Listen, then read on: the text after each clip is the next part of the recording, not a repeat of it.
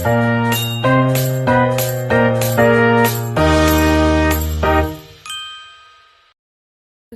Ibu, saya Kerna Sunggu dari Prodi D3 Teknologi Komputer NIM 11. Nah, saya akan menjelaskan nomor 1 yaitu kelas diagram, yaitu dimulai dari pengguna, atributnya yaitu email, string, password, dan login.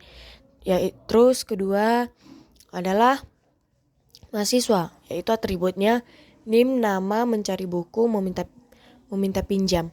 Terus selanjutnya petugas yaitu atributnya ID petugas, nama, mengelola data, mengeper pinjaman. Terus ketiga itu ada buku atributnya ada ID buku, judul, tahun tulis, tahun terbit, kategori, dan status. Keempat yaitu ada peminjaman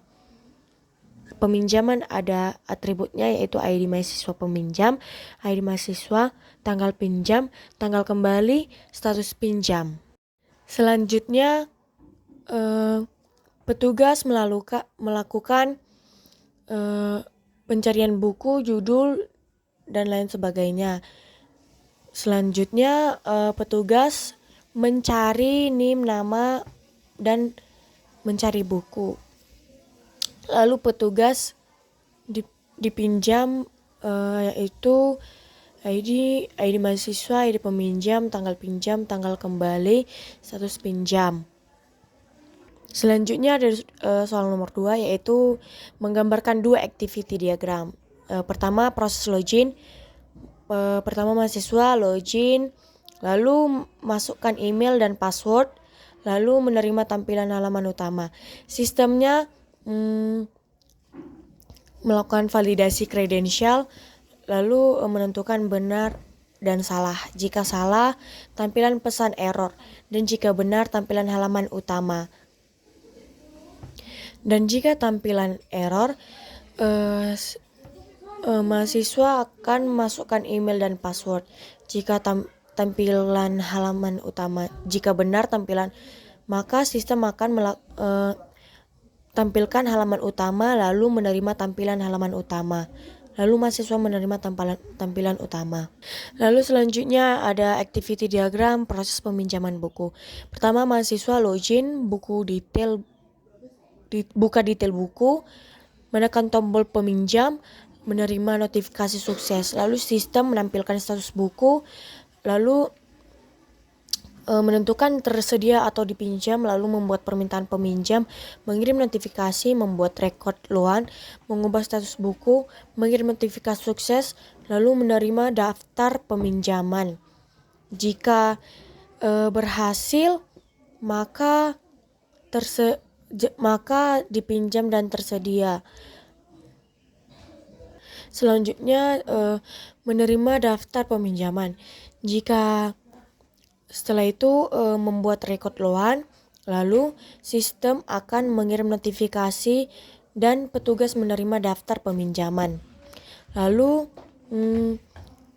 mahasiswa membuka detail buku, lalu sistem menampilkan status buku. Lalu mahasiswa menekan tombol peminjaman buku, lalu sistem akan membuat permintaan peminjam. Lalu mahasiswa menerima notifikasi sukses, lalu sistem akan mengirim notifikasi sukses. Yang ketiga adalah sequence diagram. Pertama proses login. Ini ada aktor, lalu halaman login, menu pemeriksa buku, proses data buku. Pertama login, lalu halaman login memasukkan kata kunci, lalu menu pemeriksa buku, proses permintaan perizinan, proses data, mengakses data buku, dan data buku. Lalu data buku menampilkan daftar buku yang sesuai ke menu pemeriksa buku. Lalu aktor dan menu pemeriksa buku memilih buku dan melihat detailnya.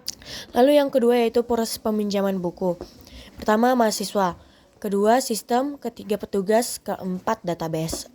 Aktor yaitu buka detail buku, lalu sistem cek status buku, lalu petugas ke database, lalu aktor dan sistem itu menampilkan detail buku. Sistem ke aktor menampilkan detail buku, lalu petugas ke sistem itu sistem permintaan, lalu akan disetujui peminjaman. Petugas ke database yaitu update status buku, lalu sistem ke aktor itu notifikasi disetujui. Sistem akan menampilkan notifikasi disetujui dan akan ditampilkan kepada aktor. Yang keempat adalah completeness atau keluasan.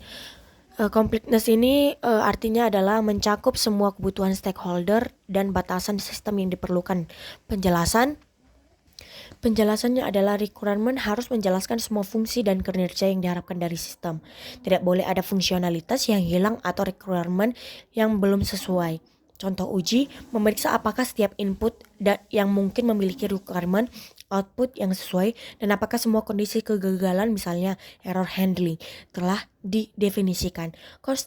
Konsistensi yaitu artinya bahwa tidak ada requirement yang saling bertentangan dalam dokumen requirement itu sendiri atau dengan persyaratan eksternal, standar, kebijaksanaan dan lain-lain. Penjelasannya, semua requirement harus seragam dan logis. Misalnya, dua requirement tidak boleh meminta waktu respon yang berbeda untuk fungsi yang lama. Contoh uji, memeriksa silang semua non-fungsional requirement NFR untuk memastikan tidak ada yang melanggar NFR lain. Misalnya requirement keamanan yang bertentangan dengan requirement kinerja. Lalu selanjutnya adalah operabilitas atau operability, yaitu artinya seberapa mudah dan efisien perangkat lunak dapat dilakukan, dioperasikan oleh pengguna. Ini mencakup kemudahan pengguna usability, kemudahan pelatihan, dan aspek antarmuka pengguna. Yaitu pengujiannya adalah dilakukan melalui pengujian usability, uji kegunaan, di mana pengguna mencoba menyelesaikan tugas dan dievaluasi waktu, error, dan kepuasannya. Stability atau stabilitas yaitu kemampuan perangkat lunak untuk berfungsi tanpa gagal dalam jangka waktu yang lama dan kemampuannya untuk beroperasi secara efektif ketika terjadi perubahan pada lingkungannya, misalnya peningkatan beban kerja atau data input yang tidak terduga.